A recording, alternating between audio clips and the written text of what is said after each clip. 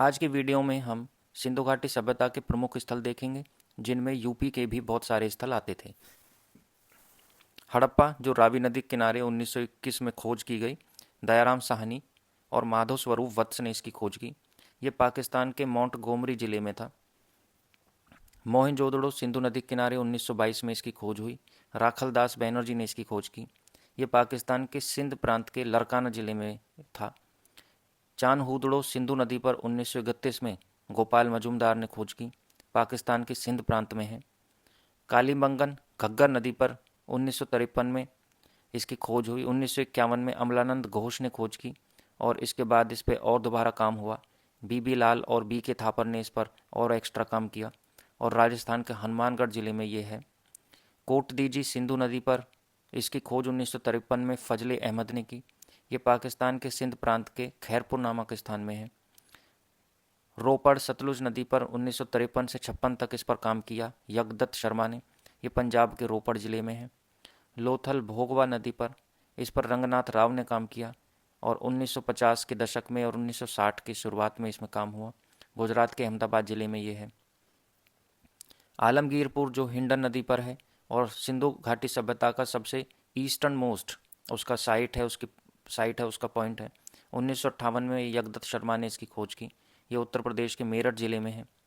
सुतका गैंडोर, जो सिंधु घाटी सभ्यता का वेस्टर्न मोस्ट उसकी साइट है, वो दाश्क नदी के किनारे 1927 से लेकर और 1962 तक इस पर काम चलता रहा। इसमें जॉर्ज डेल्स, ऑरेल स्टाइल इत्यादि लोगों ने काम किया। ये पाकिस्तान के मकरान में समुद्र तट के किनारे है और पाकिस्तान ईरान के बॉर्डर पे है, वहाँ के बलूचिस्तान प्रोविंस में। बनमाली, रंगोई नदी पर 1974 में इसकी खोज की गई रविंद्र सिंह बिष्ट द्वारा। यह हरियाणा के हिसार जिले में है। वहीं धोलावीरा की 1990-91 में रविंद्र सिंह बिष्ट ने खोज की। यह गुजरात के कच्छ जिले में है। अब हम आयरन एज देखते हैं उत्तर प्रदेश में।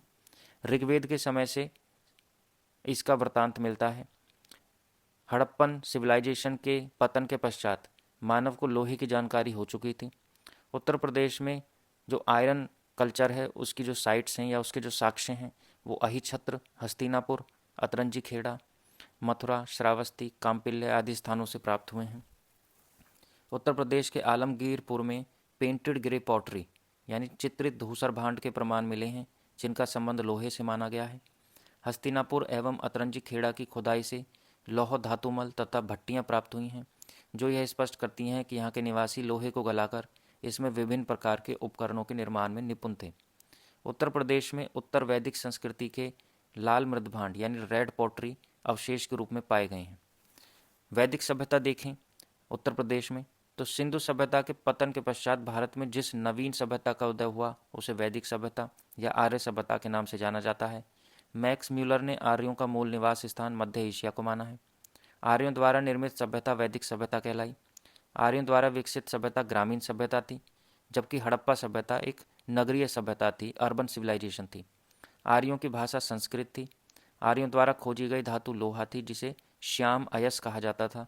तांबे को लोहित अयस कहा जाता था। आर्यों ने सबसे पहले भारत में सप्त सिंधु या 7 नदियों द्वारा सिंचित प्रदेश में बस्तियां बनाई, जो कि आधुनिक पंजाब में है।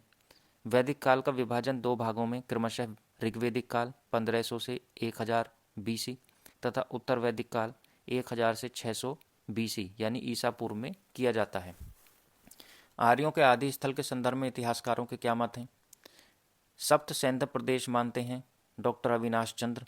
ब्रह्म ऋषि देश को मानते हैं पंडित गंगानाथ झा। मध्य देश को मानते हैं डॉक्टर राजबली पांडे। कश्मीर अथवा हिमालय प्रदेश को मानते हैं LD कल्ला। देविका प्रदेश यानी मुल्तान को मानते हैं DS त्रिदेव। उत्तरी ध्रुव प्रदेश को मानते हैं बाल गंगाधर तिलक। हंगरी एवं डैन्यूब नदी घाटी जो यूरोप में है उसको मानते हैं प्रोफेसर गाइल्स। दक्षिणी रूस को मानते हैं नेहरिंग एवं प्रोफेसर गार्डन चाइल्ड्स। मध्य एशिया का पामीर क्षेत्र को मानते हैं एडवर्ड मेयर, ओल्डनबर्ग एवं कीथ। जर्मनी जो यूरोप में है उसको मानते हैं पेनका एवं हर्ट। मध्य एशिया में बैक्ट्रिया क्षेत्र को मानते हैं Max Muller and JJ Reed. Tibet को मानते हैं स्वामी दयानंद सरस्वती। ऋग्वेदिक काल में आर्य सभ्यता केवल पंजाब तथा सिंध क्षेत्रों में ही सीमित थी, जहाँ पंचजनों का निवास था। पंचजनों में पुरु, तुर्वसु, यदु, अनु और द्रुह सम्मिलित थे। इसके अतिरिक्त एक और प्रमुख वर्ग था जो भरत कहलाता था। ऋग्वैदिक कालीन देवता कौन कौन मिले हैं? इंद्र, वो युद्ध के और वर्षा के देवता माने गए हैं। वरुण, वो पृथ्वी एवं सूर्य के निर्माता माने गए हैं। इसके अलावा समुद्र के देवता माने गए हैं। सोम, ये वनस्पति के देवता माने गए हैं। अश्विन, विपत्तियों को हरने वाले देवता हैं। विष्णु, विश्व के संरक्षक एवं पालनकर्ता हैं। यम, मृत्यु के देवता हैं। ऋतु, प्राकृतिक संतुलन के देवता हैं। अग्नि, वो देवता और मनुष्यों के बीच एक मध्यस्थ होते हैं। धौ, ये आकाश के देवता हैं, सबसे प्राचीन हैं। उषा, ये प्रगति एवं उत्थान के देवता हैं। पूषण, पशुओं के देवता हैं। मरुत, आंधी तूफान के देवता हैं। रुद्र, सदाचार और दुराचार निरपेक्ष देवता हैं। उत्तर वैदिक कालीन संस्कृति का मुख्य केंद्र वर्तमान उत्तर प्रदेश था, जो उस समय मध्य देश कहलाता था। मध्य देश का विस्तार सरस्वती नदी से लेकर गंगा नदी के दोआब क्षेत्र तक था। ऋग्वैदिक कालीन नदियाँ कौन कौन सी हुई हैं और उनके पुराने नाम क्या हैं और आज के नाम क्या हैं? पुराना नाम है जैसे कुंभा, पुराना नाम है जैसे कुभा, तो वो आज का नाम है काबुल। क्रुब, तो फुर्रम। अस्किनी, उसका नाम चिनाब है आज। वितस्ता, उसको आज झेलम कहते हैं।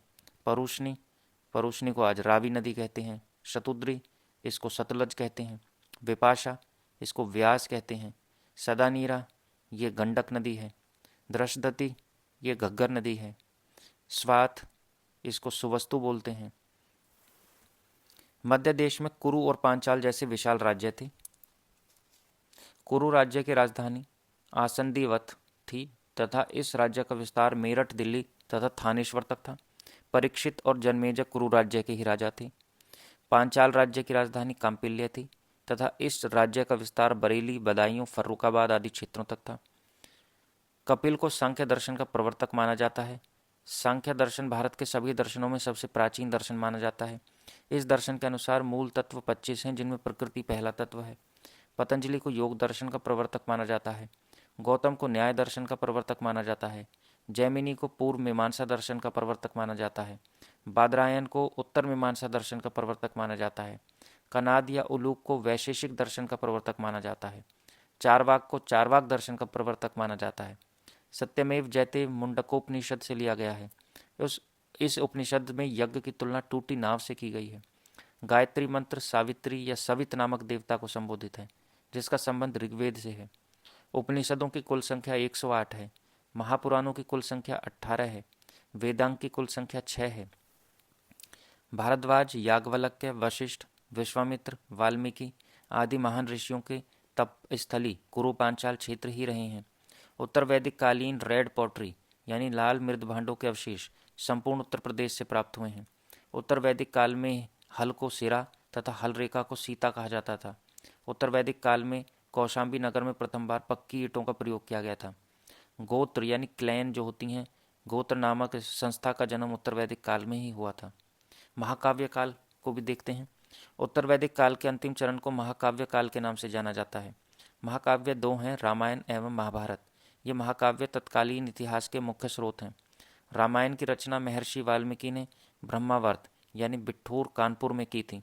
रामायण की कथा कौशल यानी अयोध्या राज्य के इक्ष्वाकु वंश से संबंधित है। ये भगवान राम की कथा है। महाभारत की रचना महर्षि वेदव्यास ने की। महाभारत का पुराना नाम जय संहिता था। यह विश्व का सबसे बड़ा महाकाव्य है। महाभारत की कथा हस्तिनापुर के कुरु वंश से संबंधित है। महाकाव्य काल तक आते आते आर्य सभ्यता यानी वैदिक सभ्यता का प्रसार पूर्व की ओर अंग तक हो गया था। महाकाव्य काल के समय विशाल राज्यों में कुरु, पांचाल, कौशाम्बी, कौशल, काशी, विदेह, मगध, अंग आदि थे। महाजनपद काल को देखते हैं। बौद्ध ग्रंथ अंगुत्तर निकाय के अनुसार संपूर्ण भारतवर्ष 6ठी शताब्दी ईसा पूर्व में 16 बड़े महाजनपदों में बटा हुआ था। 16 बड़े महाजनपदों में से 8 यूपी में ही थे। इनके नाम थे कुरु, पांचाल, शूरसेन, वत्स, कौशल, मल्ल, काशी और चेदी। इन महाजनपदों में काशी, कौशल और वत्स अधिक विख्यात थे। कौशल महाजनपद अवध क्षेत्र में स्थापित था, जिसमें उत्तरी कौशल की राजधानी साकेत, अयोध्या और दक्षिणी कौशल की राजधानी श्रावस्ती जनपद में सहित महित थी। शतपथ ब्राह्मण में कौशल अवध का उल्लेख हुआ है। कुरु महाजनपद मेरठ से दिल्ली तक विस्तृत था, जिसकी राजधानी इंद्रप्रस्थ थी। पांचाल महाजनपद बरेली, बदायूं और फर्रुखाबाद क्षेत्र में स्थित था। पांचाल महाजनपद के उत्तरी भाग की राजधानी अहिच्छत्र तथा दक्षिणी भाग की राजधानी कांपिल्य थी। वर्तमान मथुरा के समीपवर्ती क्षेत्र में स्थित शूरसेन महाजनपद की राजधानी मथुरा थी। वत्स महाजनपद जो प्रयागराज के समीपवर्ती क्षेत्र में स्थित था, इसकी राजधानी कोसम जो कि वर्तमान कौशाम्बी क्षेत्र है वो थी। दूसरी तीसरी शताब्दी में कौशाम्बी मगहों की राजधानी थी। इस काल में कौशाम्बी ने राजनीतिक एवं आर्थिक रूप से महत्वपूर्ण स्थान प्राप्त किया। इसे आद्य नगरीय स्थल भी कहा जाता है, यानी सेमी अर्बन प्लेस। कौशाम्बी थेर पंथ का प्रमुख केंद्र था। इस नगर को हून नेता तोरनम ने अधिक क्षति पहुंचाई थी। मल्ल महाजनपद देवरिया गोरखपुर क्षेत्र की राजधानी कुशीनगर कसिया तथा पावा पडरौना थी। कुशीनगर की विस्तृत जानकारी दिव्यावदान, दीघा निकाय, अशोक के 8वें वृहद शिलालेख, कनिष्क के सिक्कों तथा फाइयान एवं ह्वेनसांग के यात्रा वृत्तांत में मिलती है। कुशीनगर पर हूणों के आक्रमण के साक्ष्य प्राप्त हुए हैं। अब हम महाजनपदों को और उनकी राजधानी को देख लेते हैं। आज की वर्तमान स्थिति भी देख लेते हैं। अंग जो कि बिहार में है, चंपा इसकी राजधानी थी, आज भागलपुर मुंगेर जिला में आता है। मगध बिहार में था। गिरिव्रज राजगृह बाद में पाटलिपुत्र इसकी राजधानी बने। पटना और गया जिला बिहार का है, उसमें यह आता है। काशी यूपी में वाराणसी क्षेत्र में था, इसकी राजधानी वाराणसी थी। कौशल ये श्रावस्ती अयोध्या इसकी राजधानी थे। वज्जी इसकी राजधानी विदेह एवं मिथिला थे। यह आज के जनकपुर वैशाली जिला बिहार, दरभंगा जिला बिहार, मुजफ्फरपुर जिला बिहार के कुछ क्षेत्र इन सब में आता है। मल्ल यूपी में ही आता था, कुशीनगर इसकी राजधानी थी। आज के गोरखपुर, कुशीनगर और देवरिया का क्षेत्र है। चेदी मध्य प्रदेश में आता था और शक्तिमती इसकी राजधानी थी। ये बुंदेलखंड के क्षेत्र में था। वत्स यूपी में है, कौशाम्बी इसकी राजधानी थी।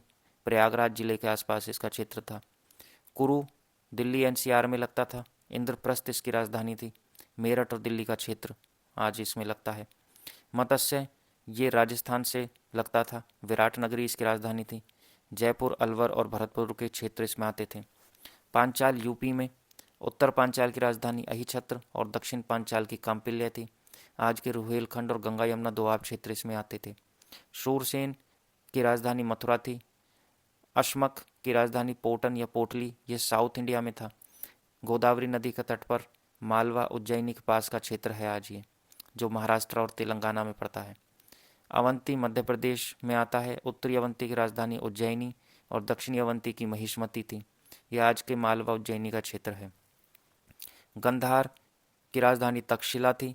यह तक्षशिला कश्मीर, अफगानिस्तान और पेशावर के क्षेत्र थी। कंबोज की राजधानी हाटक या राजपुर थी। ये कश्मीर और पामीर के क्षेत्र में थे, जैसे कि पुंछ, राजौरी, ये सब क्षेत्र भी इसमें आते थे।